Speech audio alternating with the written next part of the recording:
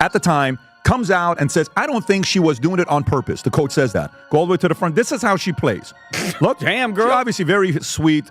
She doesn't at all have any negative intent. Yeah, at all. She doesn't hit hard, and she plays very clean basketball. White privilege. And watch what she does to the eyes. You see? Ooh, wow. The play in the last game, I didn't see the play in real time. That's her in the back. You sure about that? You sure about that? Went straight to a press conference. So you can pause it right there. And that's her right there. That's her in the back, and that's the foul. Here comes kindness. I stand by them. I will always stand by them. Amen. Everybody else can go to hell. Oh, wait a minute. Kindness. Wait a minute. So you know what? We need kindness. Grace. They go high, you go. Grace. Yeah. Sounds like a wholesome Christian. And then she goes, hey, by the way, go to hell, and then you leave. Walking, talking contradiction. Everybody else is trying to divide our locker room. No. Not having your players back will do quite the adequate job at doing that. Patrick Bet David didn't waste a moment. He pulled up the footage, stared straight into the camera, and said what many people were already thinking. Stephanie White witnessed that play in real time. Yet instead of being honest about it right then, she tried to backtrack days later once the pressure became far too loud to ignore. After the DiJonai Carrington clothesline from hell incident the other day, in which she came out and said, oh, DiJonai's she's not a dirty player. She just plays real hard. Blah, blah, blah, blah, blah. I mean, look, she turns into the Charlie Brown teacher pretty quickly with a lot of people. At least with me, she does. The moment I realize she's going to do it again and not back her own player, yeah, I'm out. I got to tell you, one of the most obvious traits of a terrible leader, not taking any responsibility. Here's where it begins. DJ Carrington goes up for what looks like a block attempt on Sophie Cunningham and, instead, catches her across the neck hard enough that Cunningham drops immediately and needs to be checked on by trainers courtside. It's ruled a flagrant 2 on the spot, and Carrington gets ejected before the broadcast even finishes replaying the hit from a second angle. Fired immediately, Indiana Fever head coach Stephanie White walked past her own player Sophie Cunningham to check on DiJonai Carrington after the hard foul.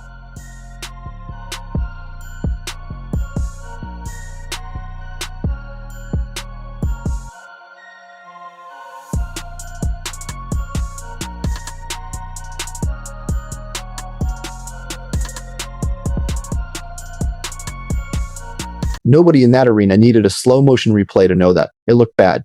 If you watch Stephanie White's face on the sideline at the exact second it happens, her eyes are locked on the play. She's not looking down at a clipboard. She's not turned toward an assistant coach. She's watching it live, right as it unfolds a few feet in front of her own bench. That detail matters because a few days later, that's exactly the part of the story Stephanie White tried to quietly rewrite. Look, it was a hard foul. I don't think that DiJonai intentionally came out to get her across the neck like she did, but it did happen, and I thought it was the right call.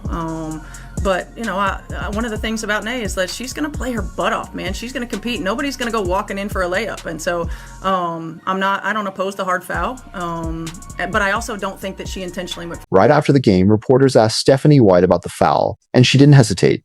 She said DJ was going to play her heart out every night, that nobody was walking in for an easy layup against her, and that she personally didn't oppose the hard foul. She even said she didn't think Carrington intentionally went for the neck, despite having just watched the sequence unfold from a few feet away. That's not the response of a coach who missed the play. That's the calculated response of someone protecting a player she personally coached for 2 seasons back in Connecticut. I can't believe that Stephanie White kind of stood up for Carrington. You would never see Shell Reeve, Becky Hammond doing this. You may think something, but you sit in a press conference and say that in front of your team? You don't do that. That's how you lose the team. The team will go against you. What? I'm blown away by that. You can think, oh, I used to coach her, talk to her on the side, whatever, but you don't go on national news and basically put down your own team. This isn't a coach commenting on a stranger from another franchise. This is someone who built a real relationship with Carrington, someone who ran a locker room with her and knows her competitive edge on a personal level. So, when the moment came to call the foul exactly as it looked, White softened it instead. Is Fever coach Stephanie White defending DiJonai Carrington over her own player. That is absolutely bizarre considering you can watch the replay of that and it was absolutely unacceptable what happened to Cunningham. Both Sophie Cunningham and Caitlin Collins are wonderful role models for young children and they play the game exceptionally well. Sophie Cunningham said that the hit by DiJonai Carrington was intentional, but Sophie Cunningham's coach sided with Carrington. Carrington is a Chicago Sky Guard that was once coached by White.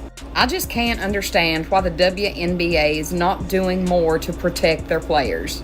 When Stephanie White was interviewed, she said she doesn't oppose the foul, but she definitely doesn't think it was intentional. That Carrington plays her butt off. That's a pretty generous interpretation of what happened to. The reaction to that press conference was immediate, and it wasn't quiet. Fans sitting courtside were visibly upset the moment the replay appeared on the Jumbotron. Clips of the hit spread across every platform within hours, racking up millions of views by morning. Analysts began asking the same question over and over.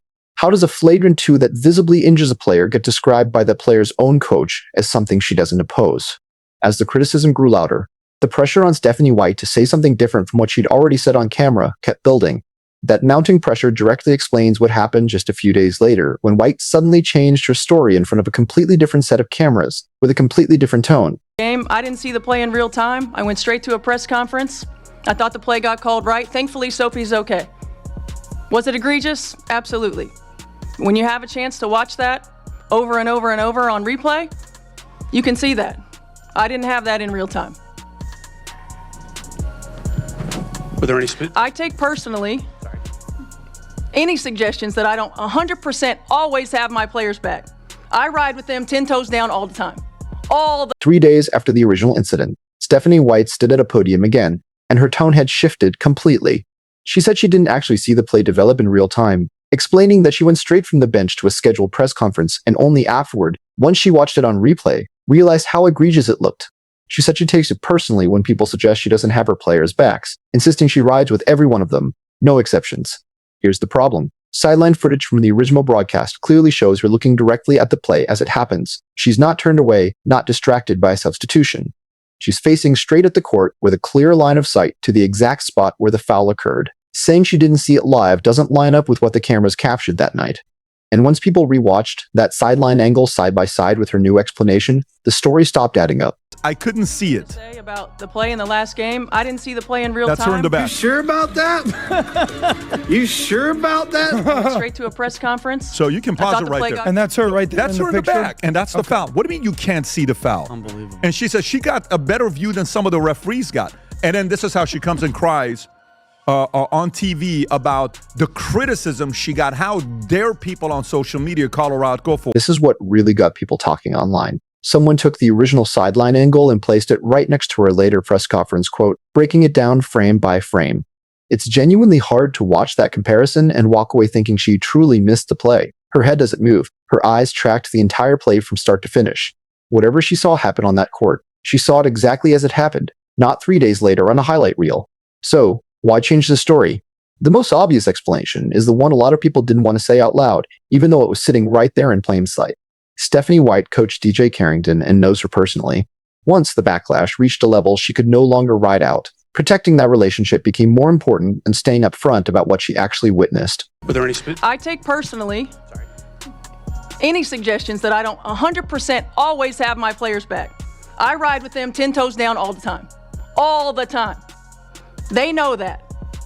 It's a shame that we can't have an opportunity to talk about what great basketball they're playing. Because they are f***ing playing. The reality is, with me, I will always lead with love. I will always lead with grace. I will always lead with humility. And I will always lead with integrity. Doesn't mean I'll always get it right. I'm also human. The hate, the fear-mongering, the divisiveness, the stuff that's trying to hijack our league will not win. This is the part that exposes the contradiction most clearly, and it's the moment that really lit the fuse online. During that same stretch of press conferences, White raised her voice at the podium and told everyone in the room and everyone watching from home that she stands by her players no matter what, that she rides with them regardless of what anybody else outside that locker room has to say about it. It sounded genuinely passionate. It sounded like a coach drawing a hard line in defense of her entire roster against outside noise. But stand by which players exactly? Because the player who actually got hurt on that specific play is also one of hers. Sophie Cunningham wears the exact same jersey.